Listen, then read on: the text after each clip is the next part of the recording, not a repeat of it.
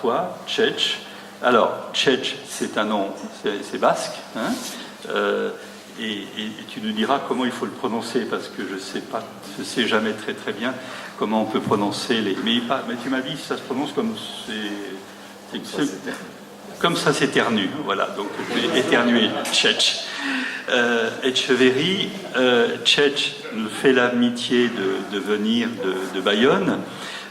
C'est quelqu'un qui est notamment, vous le savez, fondateur d'Alternativa, cofondateur d'Alternativa, très actif sur beaucoup d'actions et d'engagements dans ce magnifique Pays basque sur lequel, eh bien, il va nous apprendre, il va nous dire un petit peu qu'est-ce qui se passe actuellement. Et depuis quelques années, vous allez être très certainement surpris. Tchetch est un militant syndical, associatif, et puis peut-être pour démarrer, j'aimerais savoir un petit peu ton parcours, mais surtout aussi qu'est-ce qui t'a amené progressivement aux questions écologiques et aux questions d'environnement et de climat. Est-ce que tu as eu à un moment donné, comme Saint Paul sur le chemin de Damas, une sorte de révélation, ou est-ce que c'est une prise de conscience progressive qui est partie du social et qui maintenant t'amène à la fois et toujours au social bien sûr, mais aussi à l'écologie? Oui, bonjour tout le monde. Et puis merci donc de l'invitation.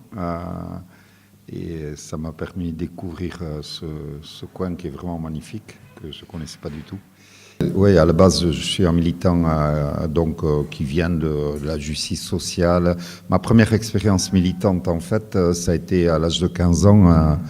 On organisait les travailleurs saisonniers de l'hôtellerie en Pays basque intérieur à une époque où les jeunes travailleurs saisonniers n'avaient aucun jour de congé, des heures supplémentaires absolument pas payées, ils ne savaient même pas qu'il y avait des conventions collectives. Et donc ça a été ça. Et puis après, j'ai milité au Pays basque dans un peu toutes les luttes locales là-bas. Et je pense que c'est ces luttes locales qui m'ont petit à petit amené à prendre conscience de la question écologique ou de la question des limites de la planète. Parce que quand on défend un territoire, contre les agressions constantes, la bétonisation, les tentatives de faire des 2 fois 2 voies, des voies nouvelles LGV, d'y introduire des OGM, etc. Mais en fait, on est petit à petit amené à s'informer, à prendre conscience, à discuter sur ces questions-là. Et après, donc c'est une évolution petit à petit, collective, c'est pas moi individuellement, mais c'est l'ensemble des potes avec lesquels je bataillais et qui petit à petit ont été traversés par ce style de questions. Et à partir de là, c'est effectivement, je dirais, je suis pas devenu écologiste, moi je me définis même pas comme écologiste, parce que j'ai pas en plus la fibre environnementale, etc. C'est un raisonnement intellectuel qui fait que je pense qu'il y a vraiment une importance vitale à maintenir la biodiversité, etc. Mais je suis pas a priori quelqu'un qui est sensible à tout ça.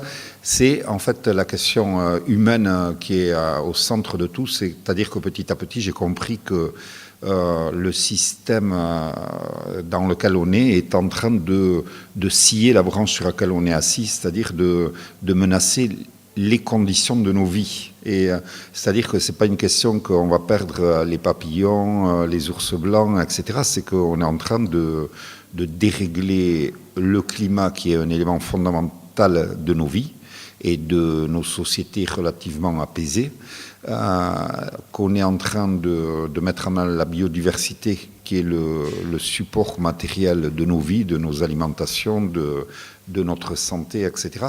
Et du coup, je pense qu'effectivement, on est à une période où il y a quelque chose qui est un enjeu nouveau par rapport à ces quelques milliers d'années qu'on vient de traverser, c'est que l'espèce humaine, dans son ensemble, voit ses conditions de vie menacées et que ce phénomène s'accélère et que beaucoup de choses se jouent en ce moment. Donc effectivement, faire comme si ça n'existait pas et continuer à s'occuper de son Pays basque, de sa langue basque ou même de la justice sociale, du droit au logement, etc., sans se poser cette question et cette branche sur laquelle on est assis, est-ce qu'on continue à la laisser couper et après qu'on tombe tous ensemble, ça m'a paru et ça nous a paru pas possible, tout simplement. Donc on s'est dit, il y a une obligation à mener le combat écologique pour le respect des limites de la planète, pour nous, pour les enfants nés aujourd'hui, pour les peuples du Sud, qui eux sont déjà aux premières loges, par exemple, des conséquences du réchauffement climatique. Et voilà, donc ça nous est paru comme une obligation. C'est pas un choix, on trouve qu'on a une obligation morale à prendre à bras le corps cette question. Alors, ce qui est très intéressant dans ton Pays basque, c'est que face à cette question-là, vous avez, enfin, ça donne l'impression, tu vas nous en parler, d'avoir à la fois la tête dans les étoiles, c'est-à-dire dans le climat, mais en même temps les pieds sur terre. Et il y a beaucoup de choses qui sont en train de se construire. C'est sans doute pas un modèle reproductible surtout, mais il y a des choses très intéressantes du côté de la monnaie, du côté de certaines coopératives, etc., que vous avez mis en place et qui font que l'émergence ensuite d'Alternativa, à mon avis, a sa source dans déjà la construction locale et cette co-construction que vous avez ensemble. Qu'est-ce qu'il y a actuellement de mise en place au Pays basque en termes d'alternatives? Et puis, un mot aussi peut-être pour le Pays basque du Sud, c'est-à-dire de l'autre côté, évidemment, de la frontière. En fait, d'abord, au niveau peut-être du logiciel global, c'est que donc, le Pays basque Nord, d'où je viens, c'est cette partie du Pays basque qui est dans l'État français, 300 000 personnes. Au Pays basque Sud, il y en a 3 millions, c'est déjà beaucoup plus important, avec de l'industrie, etc. Bon, nous, on est minuscule, 300 000 personnes, et on est excusez-moi l'expression, au cul de la France, c'est-à-dire à l'autre bout là-bas. Donc, on pèse absolument rien, on est la moitié d'un département. Et je pense que ça a beaucoup joué en notre faveur, quelque part. C'est-à-dire que depuis le début, moi, j'ai commencé à batailler dans les années 77-78. Depuis le début, on sait qu'on a très peu de chances que Paris nous écoute et nous donne ce dont on a besoin parce qu'il s'en fiche. On n'est rien. On n'est pas une Bretagne à quelques millions d'habitants qui est pas loin de Paris. On est un tout petit coin. Et on était en plus dans un rapport avec un État très très centralisé qui avait une hostilité à tout ce à quoi on aspirait, qui avait des vocations pour nous comme pour les autres régions de France, c'est-à-dire qu'il avait tracé les vocations de chaque région et nous c'était une région industrielle, touristique. On devait être une zone touristique. Donc, il n'y avait aucun intérêt, par exemple, à développer de l'emploi productif. L'agriculture était vouée à faire disparaître toutes ces petites fermes pour concentrer en grandes fermes productives, etc. La langue basque, évidemment, n'avait aucun intérêt puisque tout le monde parlait le français, ainsi de suite. Et du coup, on s'est dit, par la force des choses, on s'est dit, de toute façon, on ne l'obtiendra pas d'en haut, tout ce dont on a besoin, donc il faut commencer à le construire d'en bas. Et donc, il y a eu effectivement, et dans le Pays basque Nord, depuis longtemps déjà, 40-50 ans, tout un phénomène où les gens se sont organisés pour construire plein de choses par en bas. Donc, bon, mais ça a été les écoles de langue basque, ça a été plein d'outils au niveau agricole pour essayer de maintenir une agriculture de petites exploitations dans des filières de qualité. Ça a été des coopératives ouvrières. Ça, on était influencé évidemment par le complexe coopératif de Mondragone qui, en Pays basque Sud, a réussi à développer un complexe, enfin un ensemble de coopératives interreliées entre elles, mais qui aujourd'hui comprend 100 000 employés, dont 58 000 ou 60 000 coopérateurs. je ne sais pas exactement les chiffres, mais qui a développé sa propre banque, université, ses cantines scolaires, ses entreprises de transport, etc., qui a même son propre système de sécurité sociale, de retraite, etc. Et donc on a développé les coopératives, les radios de langue basque, après une société d'épargne locale pour financer l'emploi local, et une chambre d'agriculture alternative pour défendre et promouvoir concrètement notre modèle d'agriculture que celui de la chambre agriculture officielle, qui était un modèle d'agriculture industrielle et intensive. Et petit à petit, une monnaie locale, une société de production d'énergie renouvelable, et ainsi de suite.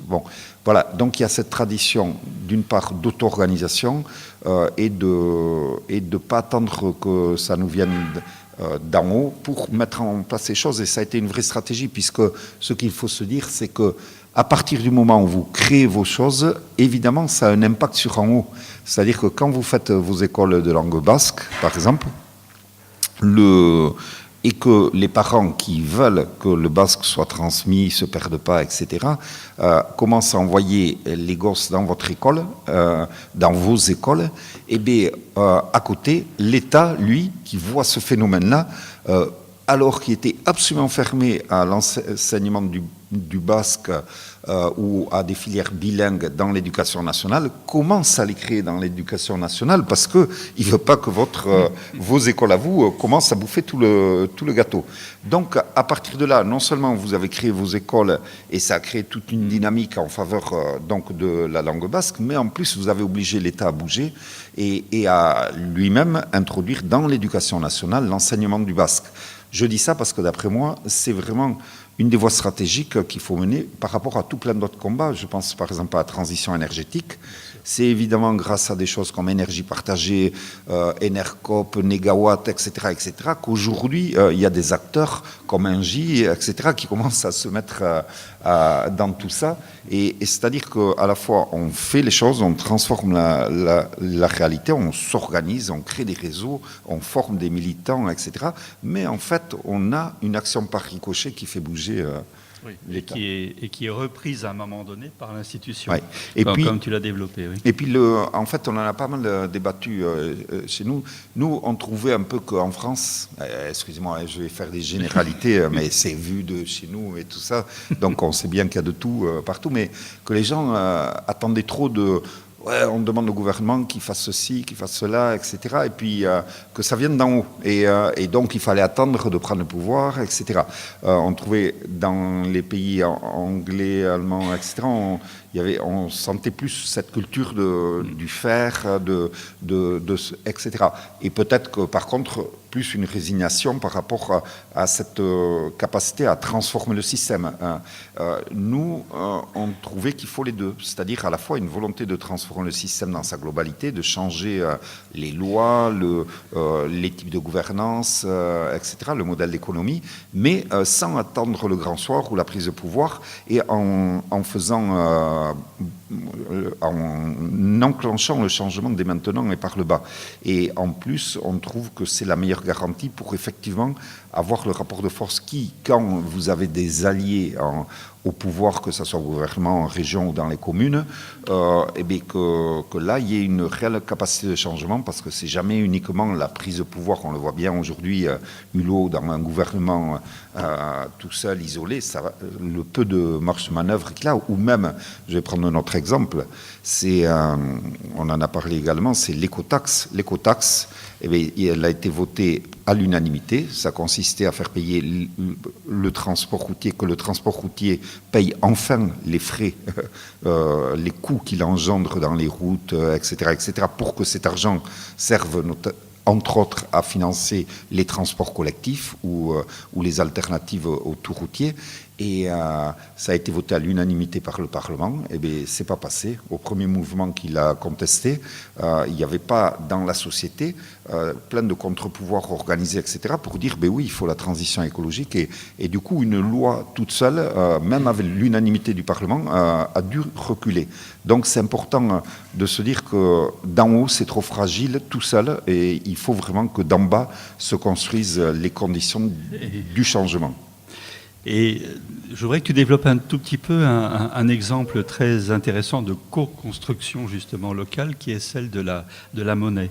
Vous avez été très loin sur la monnaie. De toute façon, on a reçu ici, dans un éco-dialogue, Jean-Philippe Magnin qui avait fait un rapport sur l'ensemble des monnaies alternatives. C'était très intéressant. Mais l'exemple basque est frappant. Bon, alors la monnaie, nous...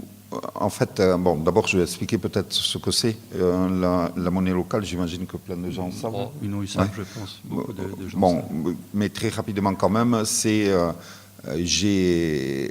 tous les mois, je change 200 € en 200 ESCO. Alors, c'est le nom de notre monnaie locale. Donc, moi, j'ai mis les 200 € à l'association qui gère le ESCO. Et elle m'a donné 200 €. J'y perds rien. Et après, je vais chez le coiffeur, chez le pharmacien, chez le boulanger, etc. Et je paye avec mes €. J'ai perdu aucun pouvoir d'achat. Par contre, ça a beaucoup d'effets derrière. C'est-à-dire, d'une part, l'association, elle va mettre ces 200 € dans des fonds qui vont financer la transition écologique, etc.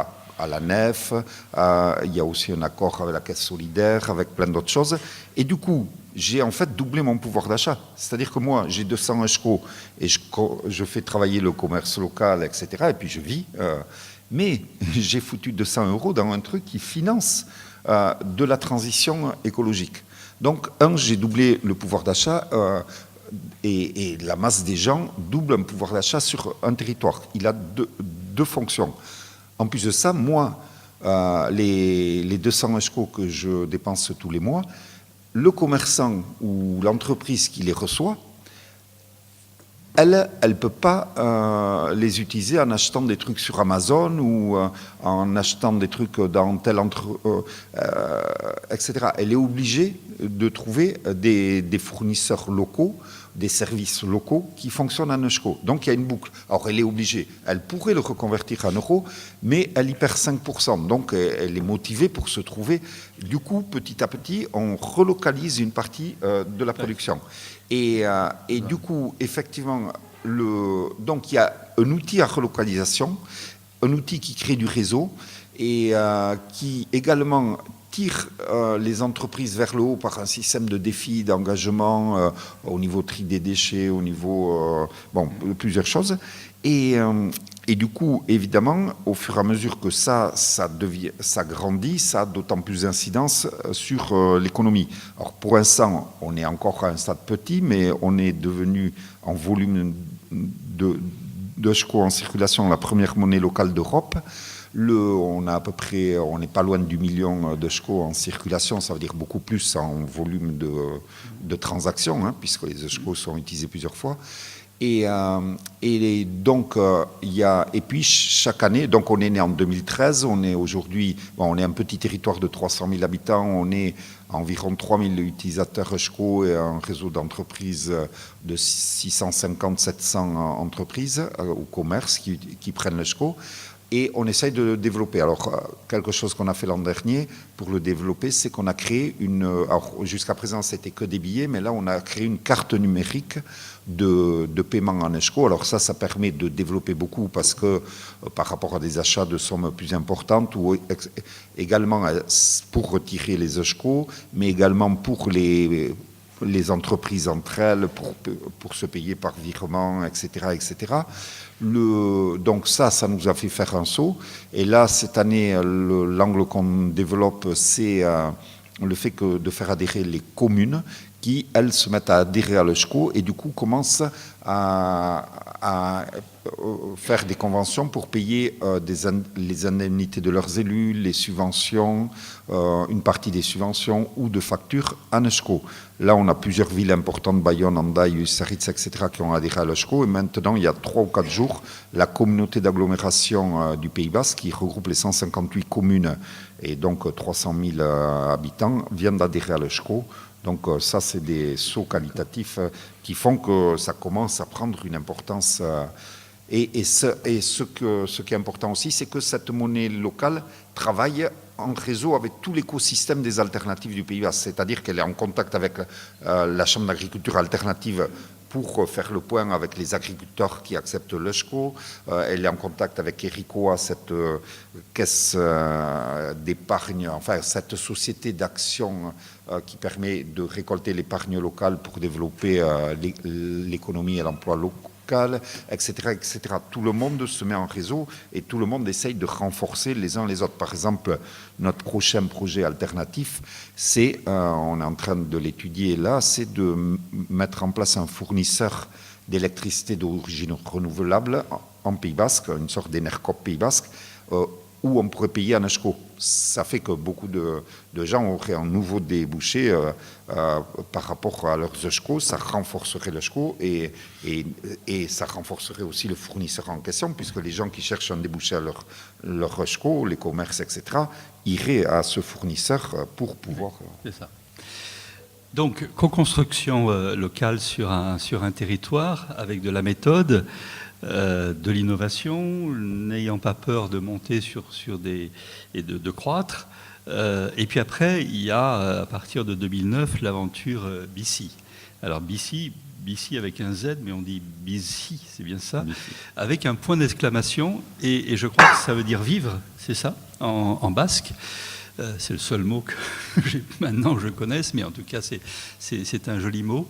BC, raconte-nous cette aventure. Elle démarre en 2009 sur la question climatique, et puis elle va jusqu'à ces 150 villages Alternativa, quoi, en quelque sorte, dans une espèce à la fois de continuité, mais sur lequel il y a aussi, et c'est ce qui est très intéressant, c'est qu'il y a une volonté de créer de la méthode aussi, et pour que ça puisse se dupliquer.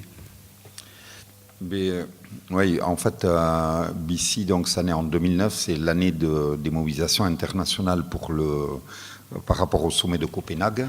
Et c'est l'année où je pense que l'urgence climatique est une notion qui se socialise dans le grand public. Jusqu'alors, c'était quand même des milieux très autorisés qui s'emparaient de cette question, les écologistes, les scientifiques, quelques dirigeants, mais en fait, ça ne touchait pas le grand public.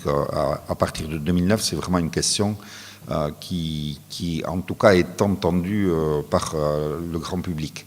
Nous, on est en 2009, en même temps que plein d'autres collectifs, et ça va être ça, une des raisons pour lesquelles on va survivre à l'après-Copenhague, c'est que tout de suite, on travaille à la fois aux mobilisations internationales de Copenhague, mais on s'ancre dans des chantiers locaux, c'est-à-dire qu'on dit qu'il faut faire pression sur les dirigeants en haut pour un accord ambitieux international juste sur le climat, mais en même temps, il faut commencer dès maintenant à essayer de mettre en branle des solutions sur notre territoire pour réduire nos émissions de gaz à effet de serre. Donc, nous, à l'époque, on bataille sur plusieurs points, relocalisation, finances, etc. Et un gros point, les transports. Pourquoi ? Parce que dans le plan climat de l'agglomération Bayonne-Anglet-Biarritz, on voit qu'en fait, il y a 60%, quasiment 60%, 600 000 tonnes sur les 1 100 000 tonnes de gaz à effet de serre de l'agglomération viennent des transports. 200 000 l'aéroport de Biarritz et 400 000 le trafic routier, voiture, parce qu'on est une zone de passage, parce qu'on est une zone à habitat individuel, avec mal desservi du coup et compliqué à desservir par les transports collectifs, et parce que les maires qui se sont succédés n'avaient eu aucune vision des enjeux et n'ont absolument pas développé ni le bus, ni les modes doux, etc. Et donc on fait tout un tas de grosses campagnes et actions et travail de sensibilisation et de mobilisation sur ces questions-là. Et du coup, ça fait qu'ancré dans le local, quand la dynamique internationale va retomber après ce qu'on a appelé l'échec de Copenhague, ça serait à rediscuter, cette notion d'échec. Nous, en tout cas, on ne se démobilise pas et au contraire, on est un groupe, une association qui va passer de 20 membres quand on est en 2009 à aujourd'hui 600 membres sur un petit territoire de 300 000 habitants et parmi eux une part non négligeable de membres actifs, de bénévoles qui travaillent, qu'on estime à 130 ou un peu plus. Et du coup, on travaille depuis 2009. Alors, BC c'est un peu, on a coutume de se définir en disant qu'on fait la jonction de choses qui paraissent contraires ou paradoxales, c'est-à-dire qu'on se dit par exemple radicalo-pragmatique. On veut changer le système, on pense qu'il faut remplacer le capitalisme, ce modèle économique qui est basé sur la recherche du profit, c'est-à-dire qui vendent des chaussures non pas pour chausser les gens, mais pour tirer un bénéfice de la vente des chaussures, donc la valeur d'échange et pas la valeur d'usage, par un système qui cherche à répondre aux besoins de l'humanité. Et donc on est radicaux en ce sens. Et on est pragmatique parce qu'on a conscience du rapport de force dans lequel on est. On sait que les gens qui pensent comme nous, on est assez minoritaire et qu'on ne va pas attendre qu'on soit majoritaire pour changer le système. Le calendrier de l'urgence climatique ne nous le permet pas. On n'a pas 50 ans pour gagner cette bataille. On en a une dizaine ou une quinzaine pour limiter le pire et l'irréversible. Et du coup, évidemment, ça passe par un travail d'alliance très divers. Là, il y a quelques mois, on travaillait avec les églises du Pays Basque pour voir quelle démarche de transition énergétique lancer dans les églises, les lycées et les collèges privés, les mouvements de scouts, etc. On a lancé une démarche comme ça, par exemple. On a soutenu des maires de droite qui étaient contestés par les commerçants de leur coin parce qu'ils lançaient les premières lignes de bus en site propre. Mais nous, on a, alors que c'était des maires avec lesquels on s'affrontait sur beaucoup d'autres sujets, on a défendu le projet, etc. Donc on est pragmatique. On a également l'alliance de contraire, ça va être la dénonciation et la proposition. On va faire un travail de dénonciation, mais chaque fois on l'accompagne d'un travail de proposition d'alternative. Par exemple, sur la question du vélo, on avait fait un travail énorme à l'époque qui était d'identifier sur le BAB, le Biarritz-Anglet-Bayonne, tout ce qui freinait la pratique du vélo au quotidien, pas pour faire le sport, pour aller au boulot, à l'école, faire ses courses, etc. Et du coup, on avait fait un diagnostic citoyen vélo, c'est-à-dire une enquête qui durait 20-25 minutes par personne, qu'on a fait auprès de 1100 personnes, 1% de la population de l'agglo, et qui nous a montré une photographie des peurs, de ce qui freinait l'usage par les gens, etc. Et ça nous a permis d'identifier une cinquantaine de points dans l'agglomération qu'on a tous été diagnostiqués en prenant en photo les coins, tel rond-point, telle rupture de continuité, tel passage ultra dangereux, etc. Et où on faisait des fiches en montrant comment on pourrait aménager la sécurisation de passage vélo dans ces coins-là, à moindre frais, etc. Ça a donné un énorme rapport comme ça. Et après, à partir de là, on a été voir toutes les mairies, le syndicat des transports, le département, etc., etc. Et on a plaidé, on a commencé pour faire bouger les choses. Et en même temps, il y avait une mairie, Biarritz pour ne pas la nommer, qui a refusé de nous recevoir, ne serait-ce que de nous recevoir. Et à partir de là, elle voulait... Alors, elle, pas question d'aménagement cyclable, elle en avait zéro.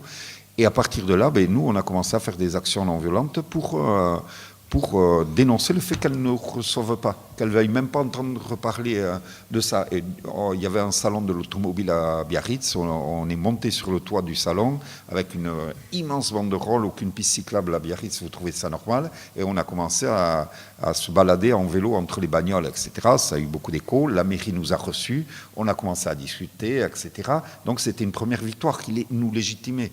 Mais après, ils ont évidemment dit non à nos revendications. Et donc, à partir de là, on a acheté à 10 € un vélo rouge vieux qu'on a repeint et réparé un peu. Et on a déclaré devant la presse que dans un mois, on allait l'offrir au maire de Biarritz qui apparemment ne savait pas ce qu'était un vélo. Et à partir de là, chaque jour, on a fait une action avec ce vélo.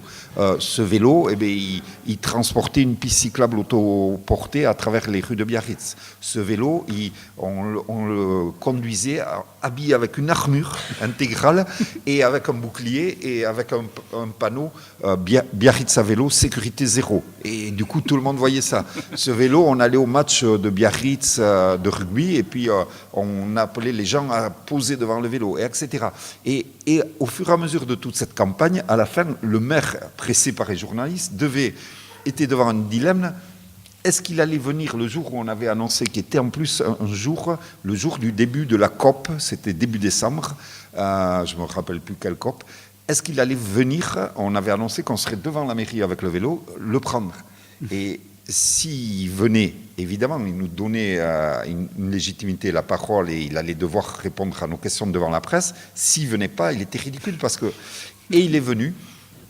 Il est venu en plus, alors il a essayé de tourner à la dérision, il est venu avec un casque à vélo, il est venu, il a pris le vélo, et nous, on lui a posé tout un tas de questions, etc. Et comment ça se faisait, COP21, le climat, est-ce qu'il n'en avait pas conscience qu'on était en train de déstabiliser le climat, etc. Et du coup, comment on expliquait cette absence totale d'investissement, etc. Et là, il a fait les premières déclarations où il s'est engagé à faire les premiers aménagements cyclables, etc.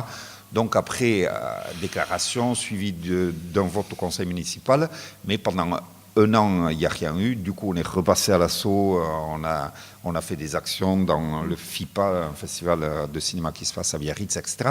Et petit à petit, effectivement, les choses ont bougé. Voilà. Vous êtes passé aux 3 roues à vélo et ensuite aux 4. Donc, un des exemples qui montre un peu toute la panoplie de choses qu'on va faire dans BICI, c'est-à-dire du travail d'information, de sensibilisation. Pendant tout ce temps-là, en plus, on faisait des bourses à vélo, des vélorussions qui montraient aux gens, en fait, en quoi Bayonne, Anglet, Biarritz, c'était ultra court en vélo. Et petit à petit, tout ça a débouché sur vraiment une popularisation quand même de la question vélo sur l'agglo. Il y a aujourd'hui un atelier participatif vélo qui est énorme, qui a 1500 membres et enfin il y a beaucoup de choses à ce niveau et il y a des politiques vélo qui ont commencé, alors maintenant qui sont très insuffisantes à nos yeux et on va repartir à l'assaut sur cette question. Entre-temps, on a continué à batailler sur l'histoire des bus à site propre, etc. Bon, ça sur la question des transports et bon, on a fait d'autres choses aussi. Oui. Et comment vous êtes passé de ces petites actions locales à l'idée du village Alternatiba et qui a été quelque chose d'extraordinaire. Moi, j'ai eu la chance d'y aller sur le premier village et tout d'un coup, à Bayonne, combien il y avait de personnes? C'était 12 000. 12 000 pour en 2013. Et combien de personnes à Bayonne? À l'époque, il y avait 47 000 habitants. Voilà. Maintenant, on est assez... Avec non pas un village, mais plusieurs villages à l'intérieur de Bayonne. Et puis après, cette idée formidable qui consiste à dire, on a réussi et on a trouvé une méthode. Et cette méthode-là, on va la donner, on va l'expliciter avec votre formidable pragmatisme, c'est-à-dire l'écriture carrément d'un cahier de méthode de plus de 100 pages, je crois, qui peut donner à chacun et à chaque association les clés pour réaliser la même chose. Comment ça s'est passé? Quel a été le point à la fois qui a consisté à se dire formidable, on va faire un village, mais pas un petit village avec 3 stands, un truc formidable, et puis en même temps ce désir et cette volonté d'essaimer à travers à la fois l'Europe, mais ailleurs encore. Je crois qu'il y a des villages dans le Pacifique. Il y en a à Haïti, à La Réunion, à Dakar. Voilà. Mais en fait, tout à l'heure j'ai dit, notre secret, ça a été de s'ancrer dans le local et de ne pas faire uniquement du global, c'est-à-dire de la mobilisation internationale pour le climat. Mais en même temps, on se disait bien que le local ne suffisait pas et qu'on aurait beau, nous, avancer vachement sur notre territoire. Si ailleurs ça ne suivait pas et que la bataille du climat se perdait dans les autres territoires, de toute façon, nous aussi on perdait. Le climat, on le gagne ou on le perd, toutes et tous.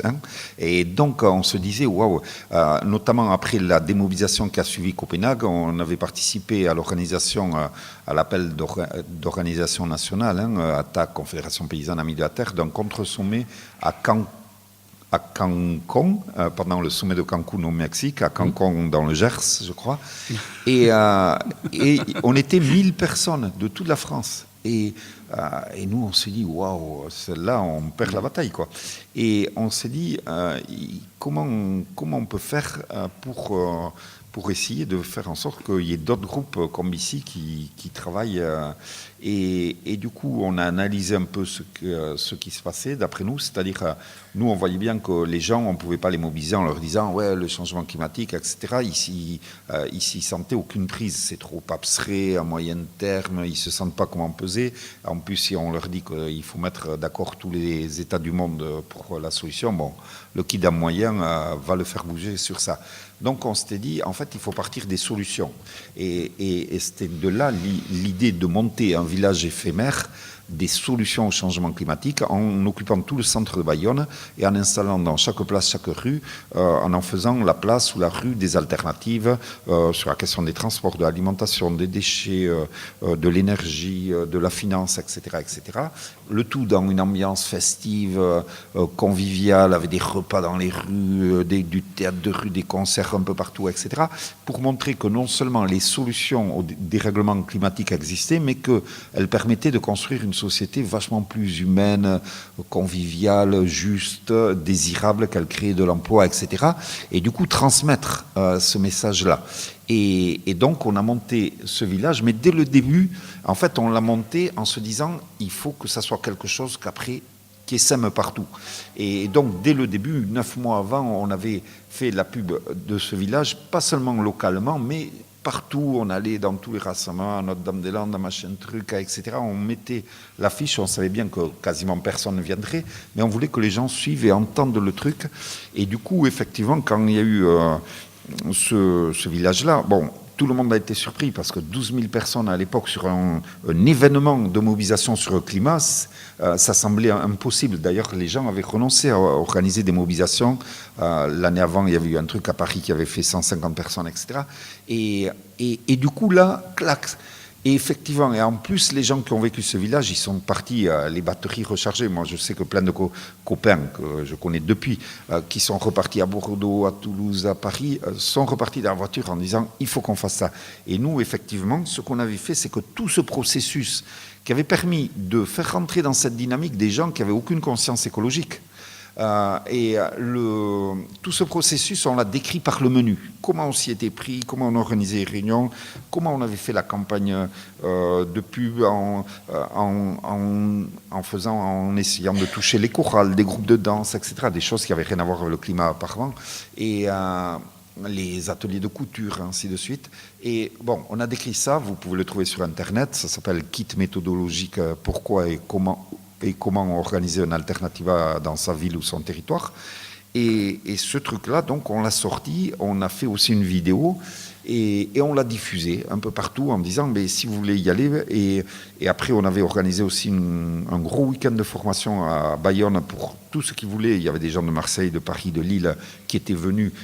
Et on avait expliqué comment on avait fait, qu'est-ce que ça avait permis dans notre territoire, tout ça.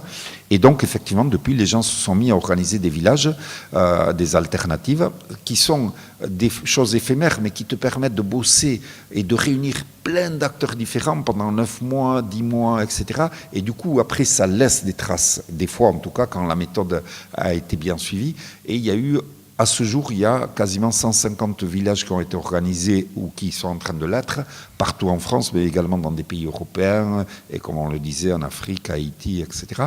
Et aujourd'hui, il y a une coordination de ces villages, il y a des groupes donc, qui existent.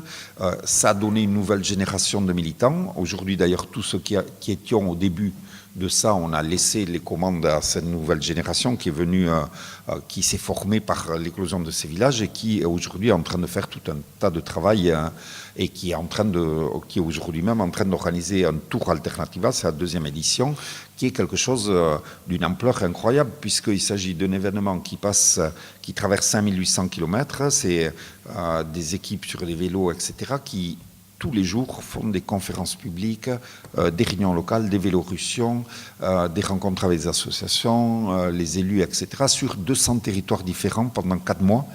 Et donc avec autant d'équipes locales qui préparent leur venue, leur hébergement, la salle pour les conférences, les affiches annonçant les choses localement, etc. Donc du coup, nous, ce qu'on dit toujours, c'est que si on a de la méthode, si on est organisé, on peut changer d'échelle. Parce que c'est ça la question qui nous obsède. C'est comment faire en sorte, les solutions, elles existent à tous les niveaux. C'est comment faire en sorte que ça ne reste pas des niches et que ça change d'échelle assez vite pour peser sur le cours des choses, tant qu'il est encore temps de changer les choses et d'éviter le pire. Et c'est ça la grande question d'aujourd'hui. Nous, on a montré qu'un petit groupe local arrivait à faire changer d'échelle un certain nombre de choses. Et maintenant, on espère que tous ces gens-là vont réussir à changer d'échelle et ainsi de suite, ainsi de suite. Alors, Tchetch vient de parler du tour Alternativa. Ce tour, cette année, va passer par ici. Alors, il ne passera pas à Metz, mais par contre, il sera à Nîmes le 18 septembre. Il va passer également à Aubais, dans le Gard, où il y a tout un groupe qui est sur une centrale photovoltaïque, une association qui s'appelle les Survoltés, et qui va accueillir le Tour Alternativa. Il sera à Montpellier, alors il passe à Montpellier, mais il y aura à Montpellier du 19 au 22 septembre toute une série d'actions. Ensuite à Frontignan, et à Sète le 20 septembre. Voilà, donc on espère que vous serez tous pour accueillir l'ensemble des gens. Et si je peux me permettre de préciser, il va arriver, après 4 mois de périple, le 6 octobre à Bayonne, dans le cadre d'un méga Alternativa. Voilà. C'est-à-dire que 5 ans après, on refait Alternativa à Bayonne. Il y aura une centaine d'intervenants, par exemple Thierry Salomon, tout un tas de débats, de conférences, mais également donc partout ces villages, ces expositions, ces témoignages, ces expérimentations d'alternatives. Et puis ça va être une grande fête populaire pendant 2 jours. Et un moment où on attend à peu près 30 000 personnes sur les 2 jours. Donc quelque chose qui va être assez inoubliable. Donc n'hésitez pas à vous réserver le week-end en question. Ça va être alors, ce qui est très intéressant aussi sur ce tour en Alternativa, c'est que vous en profitez aussi pour monter des conférences sur la non-violence.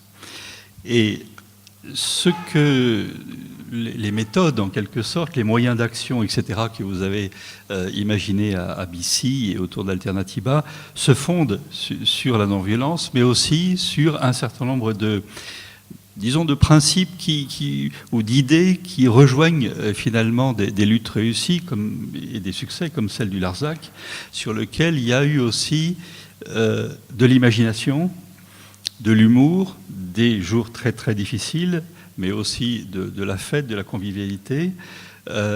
Et là, vous n'hésitez pas à monter des choses formidables. Par exemple, raconte-nous un petit peu ce que vous avez fait un jour à la BNP où vous avez monté une action très, très drôle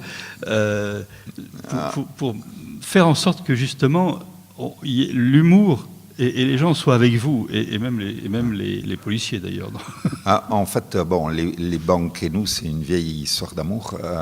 Ça fait depuis le début qu'on fait une campagne pour dénoncer les comportements des banques, leur investissement écologiquement irresponsable, leur mainmise sur des pratiques comme l'évasion fiscale à grande échelle, etc. Donc, effectivement, bon, l'action sur la BNP, bon, on en a fait plein, mais il y en avait une qui était assez marrante, c'était justement pour dénoncer le rôle de la BNP dans l'évasion fiscale. On était arrivé, on est rentré dans une BNP à Biarritz et on a installé une table basse, des chaises tout autour, des gens habillés en écrivain, 8 bouquins sur l'évasion fiscale, quelqu'un habillé en Bernard Pivot, et on a créé l'émission Apostrophe. Donc on a commencé à faire une émission et là, devant la banque ouverte, dans la banque, et donc avec la presse présente, etc. Et les gens ont commencé à commenter les 8 bouquins sur l'évasion fiscale, notamment les passages qui dénonçaient la responsabilité de la BNP, ses pratiques, etc. Et puis ça durait des heures, des heures.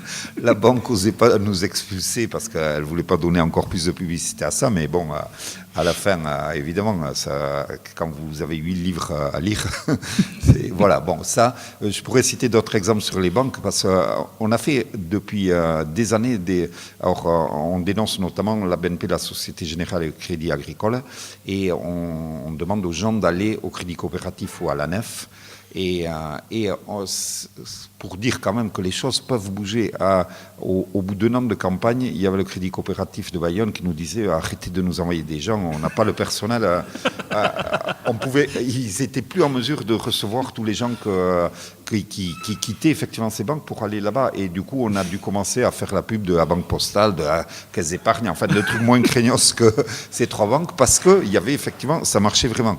Donc, par exemple, aussi, un des trucs, c'est que ces actions, on les fait à budget quasiment zéro. Apostrophe, ça ne nous a rien coûté. C'est vraiment l'imagination, on brainstorm. Alors ça nous coûte cher en vin rouge le soir du brainstorming, mais on trouve chaque fois des idées c'est à la fin, quand il y a une idée qui fait vraiment rire tout le monde, on se dit, hop, là on tient un truc. Et du coup, après, ça vous coûte rien. Alors, un des exemples qu'on avait fait, et puis souvent on recycle, on lit toutes les actions non violentes qui ont été faites dans le monde entier, et des fois sur d'autres causes, et pam, ça nous donne une autre idée pour... Alors, une fois, par exemple, le Crédit Agricole, ce qu'on avait fait, c'est on a déboulé dans une grosse agence anglaise, tous habillés en femme de ménage ou en agent d'entretien. On a commencé devant les gens ahuri à passer à serpillière, à passer tout à l'éponge, et pour dénoncer en fait la saleté de leur investissement. Et du coup, bon, c'est très compliqué d'expulser des gens qui vous lavent entièrement la banque, les vitrines. Et donc là aussi la presse, et du coup on disait mais on ne va pas y arriver, c'est tellement sale la politique du Crédit Agricole qu'on l'avait renommé Crado Agricole, qu'il faut que les gens nous aident en écrivant au directeur et lui demandant de nettoyer ses investissements. Ce qu'on avait fait aussi, et qui, lui, Action, qui a lancé toute une dynamique à travers toute la France, c'était parti de Bayonne aussi, c'était... il y avait longtemps qu'on voulait dénoncer l'histoire de l'évasion fiscale et des paradis fiscaux parce que c'était notamment à l'époque de la COP20 où tout le monde bataillait pour trouver 10 malheureux milliards pour le fonds vert climat pour financer l'adaptation et la sobriété énergétique dans les pays du Sud. Ils avaient trouvé 10 milliards, et encore, ce n'était pas que des dons, c'était des prêts, etc. Et à l'époque, il y avait, d'après les enquêtes, enfin les chiffres officiels, enfin de trucs comme McKinsey, etc., pas des trucs militants, de 20 à 32 000 milliards de dollars dans les paradis fiscaux.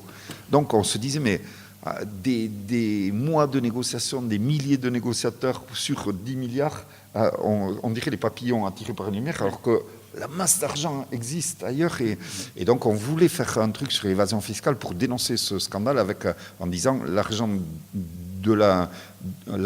pour lutter pour le climat existe, il est dans les paradis fiscaux. Et du coup, un jour, il y a eu Le Monde qui a dénoncé, qui a publié des documents ainsi que d'autres journaux du monde par rapport au rôle qu'HSBC avait joué dans une évasion fiscale d'ultra riches à grande échelle. Et on avait compté qu'en France, ça avait permis en 6 mois de faire évader 5 milliards d'euros, ce qui, au taux de l'imposition des ultra-riches, donnait 2,5 milliards. Ça donnait 2,5 milliards qui avaient échappé aux finances publiques, c'est-à-dire à l'État, à nous. On avait été volé en 6 mois par le système HSBC de 2,5 milliards. Qu'est-ce qu'on a fait ? On s'est pointé à l'agence de Bayonne le lendemain du Monde à 17.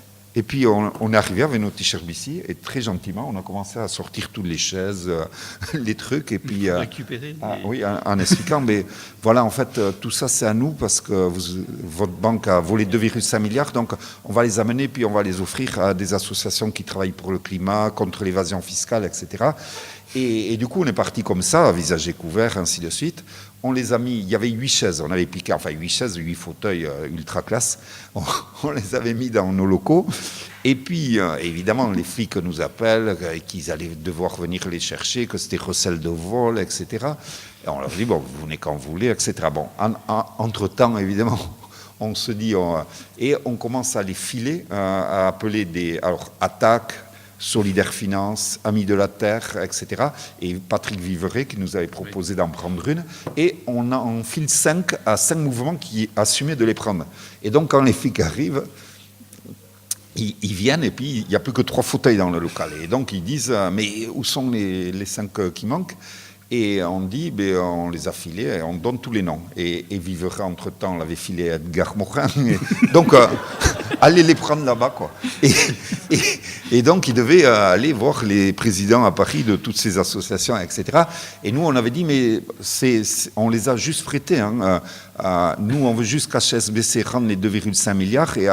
Et voilà. Et on rend les 5 chaises. Donc, à chaque 500 millions, on rend une chaise. Et donc, à partir de là, évidemment, cette action, elle a fait plein de petits. C'est des Belges qui ont commencé à en faire une à Bruxelles. Et puis, il y en a eu à Paris et un peu partout. Et puis, il y a eu un mouvement qui s'est créé, les faucheurs de chaises, et qui a fait du coup, et qui a rendu visible et tangible ce thème qui était porté par plein d'ONG depuis longtemps, l'évasion fiscale, le rôle des banques, etc. Et là, avec 0 centime, ça nous a coûté 0 centime, on avait réussi à créer quelque chose qui a quand même marqué pas mal de choses. Oui, une fois ça vous a coûté quelque chose, c'était une tonne de charbon quand même. Non? Ah ouais. Et ouais, mais là aussi on a gagné. Et il faudra que je parle de la dernière bataille qu'on a gagnée contre un projet de mine d'or. Mais la tonne 8 de charbon, c'était la chose suivante. C'était la Société Générale qui avait pris en charge les études de faisabilité, les recherches de financement d'un projet ultra catastrophique au niveau climatique.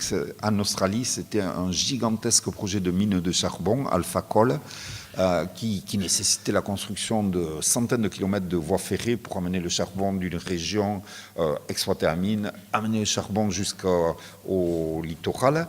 Et il y avait un truc portuaire qui se créait pour amener ce charbon en Asie, et c'était en pleine grande barrière du corail. Alors là-bas, il y avait des batailles énormes pour lutter contre ce truc.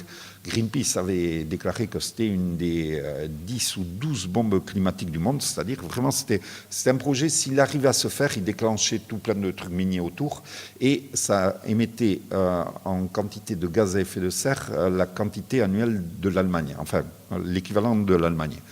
Et donc là, nous, on a commencé à harceler la Société Générale, et notamment on a ciblé une direction régionale tout d'abord, et là on a fait toute une campagne en annonçant à l'avance qu'on allait, alors ce projet devait déverser 1,8 milliard de tonnes de gaz à effet de serre dans l'atmosphère, je ne sais pas combien, et donc on avait dit on va venir vous déversez 1,8 tonnes de charbon dans la direction régionale avant tel jour. Il y avait leur assemblée générale en France tel jour, et du coup, ça a été le suspense, puisqu'on avait annoncé pour la première fois une action, et du coup, comment on allait faire, etc., personne ne le savait. Et puis, tous les jours, on leur a fait des actions, des occupations, etc. Donc, évidemment, et là, on a commencé, en fait, à discuter avec les gens, la direction de la banque, etc. Et mine de rien, c'est aussi ça la non-violence. On a pu discuter, etc., et faire passer plein de messages, ainsi de suite. On a fait... Le jour J, on a réussi à faire l'action. En quelques secondes, ça serait trop long à expliquer, mais on a réussi à arriver avec 2 camions, 1,8 tonnes de charbon devant la banque, la porte bloquée, la banque fermée et tout. Et puis après, on leur a dit, bon, là, on va nationaliser cette campagne. Et donc, on était avec Attaque et Amis de la Terre. On avait fait tout un plan d'action à travers toute la France, et qui allait durer 1 an, c'est-à-dire de la COP 20 à la COP 21. On avait dit à la Société Générale, on va commencer cette campagne à la COP 20, on va vous faire plein d'actions. Et après, ça va durer 1 an, jusqu'à la COP 21, où il y aura tous les médias du monde à Paris. Et là, on fera une action contre 21 agences de la Société Générale à Paris pendant la COP 21, et vous verrez le dégât à l'image que ça vous fera. Bon, on commence, c'était le 1er décembre, le jour international du climat, on commence à occuper des banques, des Sociétés Générales en faisant le jeûne dedans. Et Et après, le samedi suivant, je ne sais pas qu'est-ce qu'il y avait comme action, etc. Et donc, c'était en pleine COP20. Et nous, moi et d'autres, on était à Lima pendant la COP20. Et le jour où on occupe les banques, nous, à Lima, devant la presse, on fait une conférence de presse en expliquant ce qui était en train d'être fait en France avec la Société Générale par rapport à Alphacol, etc. Le mercredi, au local de Bayonne, on reçoit un fax de la direction de Paris, de la Société Générale, qu'il se retire d'Alphacol et coup de fil par-dessus pour savoir si on a bien reçu le fax. Il demandait d'avertir tous nos réseaux militants. Oui, surtout. C'est-à-dire, ça voulait dire qu'en fait, ça veut dire qu'on peut gagner d'immenses batailles en étant organisé avec des méthodes et avec des stratégies non violentes. Juste quelques secondes pour le projet de mine d'or. Oui, non, mais c'est passionnant, tes histoires de... C'est passionnant parce que vous arrivez à trouver la fronde de David et qui permet... Le projet de mine d'or, j'aime bien l'action qu'on a fait, c'est pour ça. On avait un projet de mine d'or en Pays Basque. Ils ont voulu, une entreprise là, pas loin de Paris, le Loiret ou je ne sais pas quoi, Sudmine, et nous faire un projet de mine d'or parce qu'apparemment, à l'époque des Romains, il y avait des mines d'or vers Cambo, Espelette, Itchachou, etc. Et du coup, ils ont trouvé ça dans les traces archéologiques, etc. Donc, ils voulaient creuser une mine pour récupérer tout ce que les Romains, avec leur technique archaïque de l'époque, avaient dû laisser. Et c'est en plein 11 villages, le piment d'Espelette, la cerise d'Itchachou, les thermes de Cambo, une agriculture... Enfin, un truc qui est ultra vivant, où l'eau, le sol sont la richesse première de ce truc. Et donc, quand les gens ont entendu qu'on allait leur foutre une mine d'or, bon... on a mobilisé tout le monde manif, etc. Les 3 chambres consulaires contre le projet, tous les élus, etc. Mais ça ne suffisait pas. Donc il y avait des manifs, etc. Et quelques jours avant une grosse manif à Bayonne, nous, ce qu'on a fait comme action, c'était... On a été donc à 700 km, comment ça s'appelle ce bled, je ne me rappelle pas, un petit bled qui est pas loin de Paris, où il y avait... non seulement la résidence du patron de Sudmine, mais c'était en plus sa propriété, c'était le siège social de l'entreprise. Et du coup, on s'est pointé dans ce village de 200 habitants avec une pelleteuse et on a installé un chantier autour de la propriété. Et on a commencé à faire comme si on allait creuser. Et avec une grande banderole, Valier, c'était le nom du patron, qu'est-ce que tu dirais si on venait creuser chez toi? Et on a fait le porte-à-porte de tous les habitants de son village en lui disant, voilà, ce monsieur veut venir creuser des mines chez nous, il n'y a personne qui veut ça, et qu'est-ce que vous diriez, vous, si on se pointait chez vous, etc. Et après, on a organisé un grand buffet devant la mairie où on a invité tous les habitants, on était là-bas toute la journée. Toute la journée, on a fait le porte-à-porte, on les a invités à 18h à venir devant la mairie et on leur a foutu des produits des 11 villages concernés, des trucs au piment d'Espelette, du fromage à confiture de cerise d'Itchachou, du porc basque, etc., etc. Et plein de gens sont venus, le maire et tout ça, et on a discuté, etc. Et du coup, bon, depuis, on a appris, parce qu'on faisait aussi plein de trucs, que quelques semaines après, Bercy a refusé le permis, et ce qui est une première dans un cas comme ça. Et du coup, apparemment, on a gagné la bataille. Eux, ils ont fait un recours, mais apparemment qu'il n'y a pas de chance de gagner. Formidable. Merci. Je pense qu'on peut applaudir.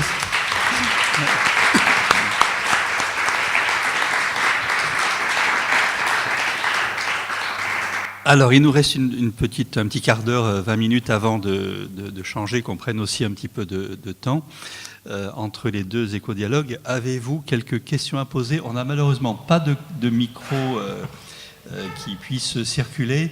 Donc, si vous posez la question, ce que je ferai, parce qu'on enregistre cette rencontre, ce que je ferai, c'est que je répéterai rapidement la question pour être sûr que ensuite les personnes qui regarderont cette vidéo puissent bien comprendre. Qui veut intervenir sur une première question? Oui. Pardon?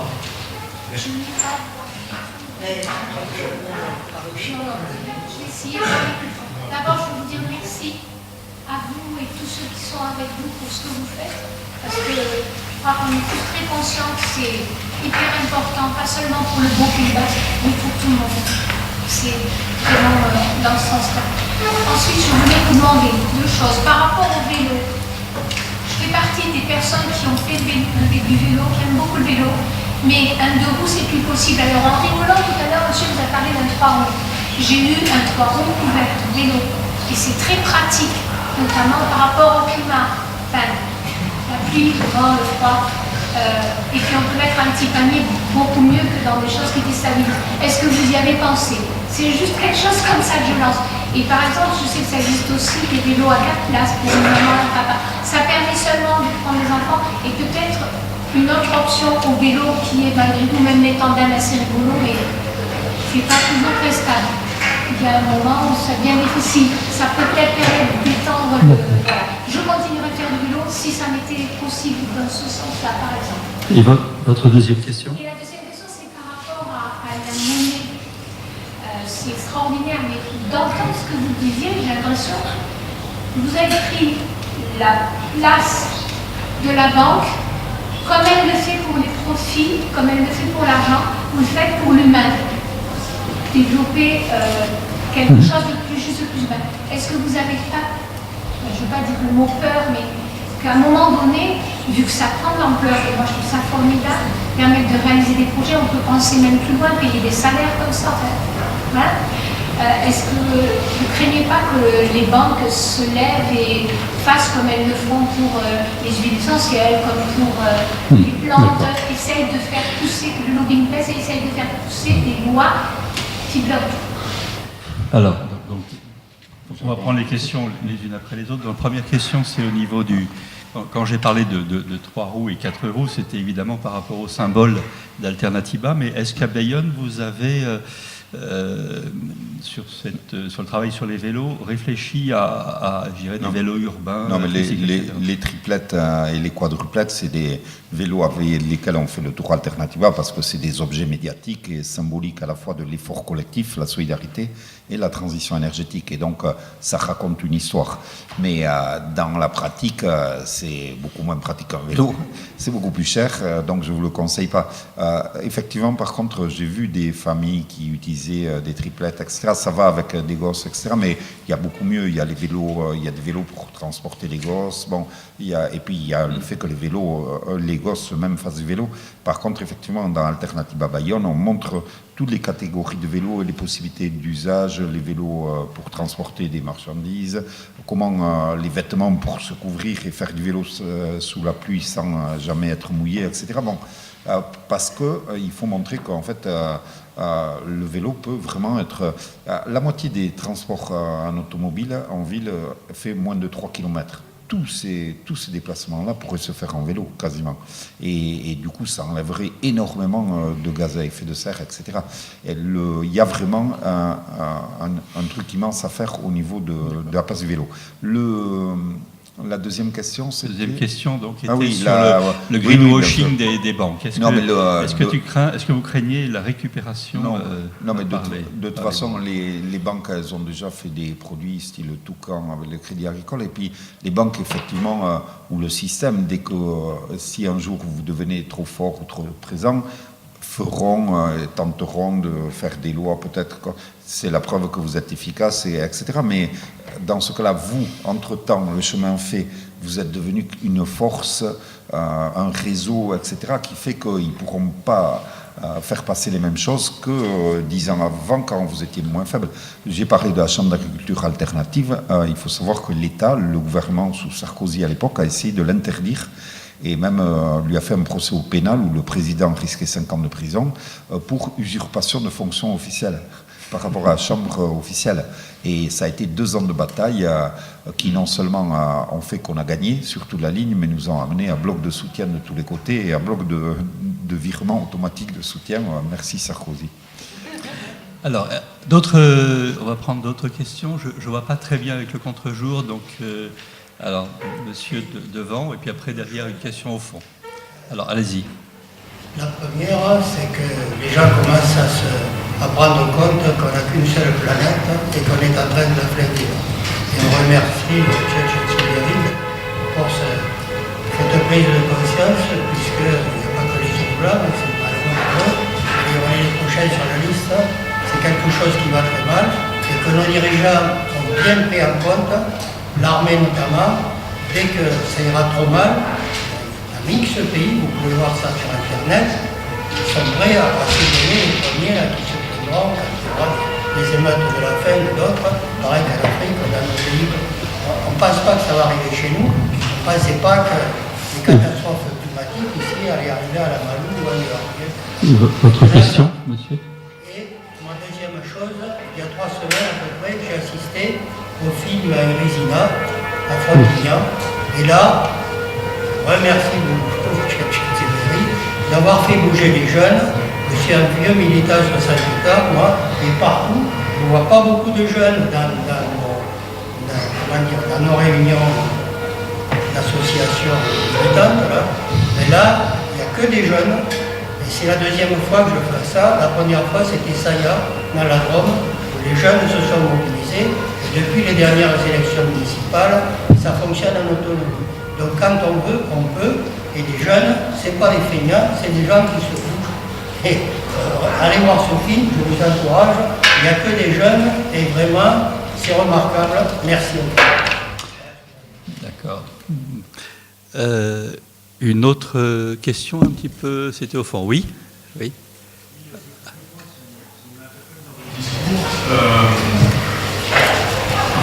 Vous avez évoqué à plusieurs reprises cette urgence avant la catastrophe, on a quelques années avant une catastrophe éventuelle, mais je ne crois pas trop à ça. Je crois qu'il y a une évolution progressive vers du moins bien, effectivement. Il y a effectivement urgence, mais s'il faut encore évoquer une sorte de catastrophisme pour craindre quelque chose, et plutôt inciter les gens à agir dans la crainte, plutôt qu'une autre solution qui serait à inciter les gens à agir en conscience, à agir vers des choix vraiment, vraiment des choix de vie. Et un deuxième point, c'est moi je suis étonné par l'énergie que vous mettez dans vos actions et par la diversité des idées et par le nombre de bénévoles que vous arrivez à motiver. Juste un truc concret, comment vous arrivez à faire bouger une PLT jusqu'à Paris? Pardon? Comment de rien on arrive à faire bouger une PLT jusqu'à Paris et avoir une action? Ah oui. On l'a loué dans le coin.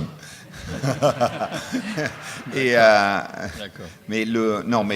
voyons, Jean Jouzel donc est un des climatologues les plus réputés, c'est un Français breton et internationalement réputé. Il est resté vice-président du GIEC. Disait l'été dernier la chose suivante: il n'y a pas besoin de faire de catastrophisme. La situation est catastrophique.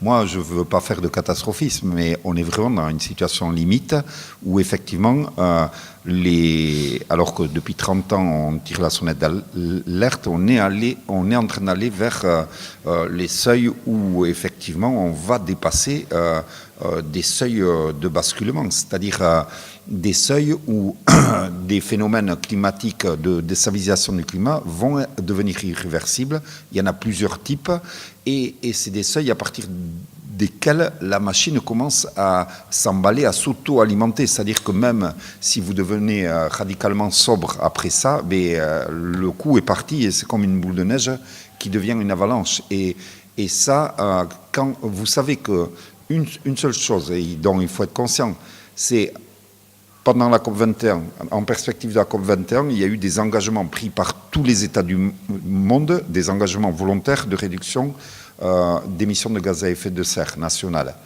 On en a fait le calcul. Tous ces engagements-là, mis bout à bout, si ils étaient respectés à 100%, ça veut dire que tous les États du monde respectent à 100% les engagements qu'ils ont pris, ils nous amènent à un monde à 3,5 degrés. C'est la situation dans laquelle on est actuel, dans le meilleur des cas, avec un scénario sur 10 où on est à 6 degrés. 3,5 degrés, c'est pas qu'il fera plus chaud, c'est qu'on entre dans un autre monde, et je pourrais vous raconter à peu près toutes les descriptions de 3,5 degrés, mais c'est une catastrophe, et c'est la situation actuelle. Et effectivement, on a une dizaine d'années pour essayer de renverser cette situation, il faut en être conscient. Mais comment, Chet, je rebondis un peu sur cette question, face à cette situation qui est effectivement de plus en plus catastrophique, comment éviter la sidération, c'est-à-dire le fait qu'on se retrouve un petit peu comme la Bien sûr. mangouste dans le cobra. Quoi, en Bien disant, sûr, mais qu'est-ce qu'on peut faire? en fait, il y a deux dangers. Nous, c'est pour ça qu'on dit chaque fois ces choses-là, parce que le problème, c'est qu'en face de la sidération, il y a le fait de, quand tu n'es pas conscient de la situation, tu n'as pas de raison de te dire, waouh, bougeons-nous, parce qu'on n'a que 10 ans. Et le problème, c'est que pour ne pas sidérer les gens, on ne leur dit pas la situation exacte dans laquelle on est. Et moi, je pense que si on ne te dit pas la situation exacte dans laquelle on est, effectivement, pourquoi je vais changer d'habitude qui me plaisent, rouler en bagnole même pour faire 400 mètres, aller voir un match de rugby en Irlande en prenant l'avion pour faire un aller-retour, etc. Pourquoi je vais changer ça s'il n'y a pas un enjeu majeur et urgent? Et c'est lié à ta deuxième question. Comment on fait pour bouger tous ces gens? C'est que chez nous, les militants, je ne dis pas le grand public, les militants, ils sont pleinement conscients de cette situation, de cette urgence et de cet enjeu énorme, et ça fait qu'ils donnent tout. Ils se bougent, ils sont déterminés, ils sont vachement engagés, et effectivement, quand les militants d'une organisation donnent beaucoup, ça te permet de soulever des montagnes et de faire des choses qui sont pas du tout à ta taille. Quand on a fait Alternativa, on a mobilisé 583 bénévoles. J'aimerais autant te dire qu'un an avant, on les avait pas. Hein. Il n'y a pas de potion magique? Vous n'avez pas la base de piment? Du pacharana, c'est de la nisette macérée dans des baies sauvages, mais c'est ça. Je ne suis pas sûr que ça nous rende plus efficaces. Est-ce qu'on va prendre encore une dernière question et puis on va prendre quelques minutes pour passer à la deuxième rencontre avec Valérie Cabanès, qui va être exactement aussi dans la suite, en quelque sorte, de quelques-unes des questions qu'on se pose. Est-ce que quelqu'un veut poser une question? Oui. Je vois pas du tout, donc d'accord. Allez-y, posez votre question. Vous avez dit, c'est le terme pragmatisme. Oui. C'est-à-dire une écologie qui soit ouverte pas simplement aux écolos, mais à tous ceux que la question de la survie, dans de bonnes questions de la Terre intéresse. Et est-ce que vous pensez que ce mouvement-là, le pragmatisme écologique, domine, ou en tout cas est important dans les visages de l'écologie en France, puisque moi, je connais pas bien, mais quand je me retrouve face à certains écologiques, j'ai l'impression qu'ils sont très sectaires et qu'il est difficile de discuter avec eux. Est-ce que vous pensez que l'avenir ne serait pas justement une plus grande ouverture sur les autres qui transvase la question écolo dans une question vraiment humaine? Pas la question de la survie de la Terre pour la Terre, mais la question de la survie de l'homme pour l'homme dans de bonnes conditions. Est-ce que vous pensez que le pragmatisme dans les courants écologiques français domine ou pas? Non, mais moi je crois que dans tous les mouvements militants, il y a de tout, et il y a des gens sectaires, et des gens ouverts, pragmatiques, etc. Et j'ai pas dit que pragmatique, j'ai dit radicalo-pragmatique. Oui. C'est-à-dire qu'il faut être pragmatique et il faut être ouvert. Pour moi, c'est deux choses différentes. Je pense que nous, comme je te le disais, on va chercher tout le monde. C'est-à-dire qu'on va essayer de convaincre les curés, les flics et tout le monde. Et les ouvriers du pétrole et du nucléaire. Donc, évidemment, parce que pour gagner, il faut qu'on arrive à petit faire bouger le curseur partout. Et nous, dans le film qu'il a cité, ça finit par des scènes d'affrontements non violents, mais enfin, nous on est non violents, mais pas les flics qui nous tapent dessus. On n'insulte pas les flics, on leur dit pas tout le monde déteste sa police, on leur dit doucement la police, on fait ça pour vos enfants. Parce que nous, même les flics qu'on a en face, on va essayer de les convaincre que c'est l'intérêt de tous ce qu'on est en train de faire. Mais je disais radicalo-pragmatique parce que attention aussi au pragmatisme qui fait que ouais d'accord, on va mettre des voitures électriques à la place des voitures, mais c'est beaucoup plus profond que ça. La solution, c'est que si tu continues avec les 32 millions de voitures qu'on a aujourd'hui en France pour 67 millions d'habitants, quelle énergie pour construire les routes qui vont avec, etc. La question, c'est de repenser notre système, c'est de diminuer le besoin de transport en rapprochant l'habitat, le travail, les courses, etc., en relocalisant l'économie, en développant le transport collectif, en multipliant les transports doux, etc. Et on a tout à y gagner en matière d'emploi, de qualité de l'air, des relations sociales, du collectif, etc. C'est ça. Et moi, je crois, et je finirai sur ça, c'est qu'aujourd'hui, en plus de toutes ces solutions techniques, ce qu'il nous faut, c'est un projet qui parle à l'émotion, à l'imaginaire des gens. Et nous, la force peut-être qu'on a chez nous, c'est qu'on le construit à l'échelle d'un territoire où les gens se connaissent, où il y a cette crédibilité d'une communauté de destin, d'un attachement à un territoire, etc. Et je pense que c'est une des bases. C'est qu'il faut construire du sens, un territoire. Quand il y a portée humaine, les gens s'y retrouvent, se connaissent, peuvent construire des solidarités, peuvent construire un projet ensemble qui va parler à tout le monde, qui va amener les gens en s'inspirant en plus de trucs culturels locaux, etc. Et je crois que voilà, il faut travailler nous, on travaille beaucoup l'aspect culturel, la fête, tout ça, et c'est un tout. Il faut qu'on soit bien plus attractif que cette société qui est très attractif pour tout le monde, avec ses fringues, ses modes, sa musique, ses écrans partout, etc. Mais nous, il faut qu'on crée un projet de la sobriété conviviale et attractive qui soit plus fort encore que ça. Et je crois que quand on voit tous les gens qui sont dans ces crises de sens, de machin truc, etc., qu'il y a la place pour ce projet et qu'il peut vraiment... Et l'échelle, d'après moi, c'est les territoires. Et pas que le Pays Basque ou des territoires comme ça, où il y a une identité forte, etc. Je crois qu'on peut créer ces choses-là à l'échelle de tous les territoires. Voilà, merci infiniment, Tchèque, bravo.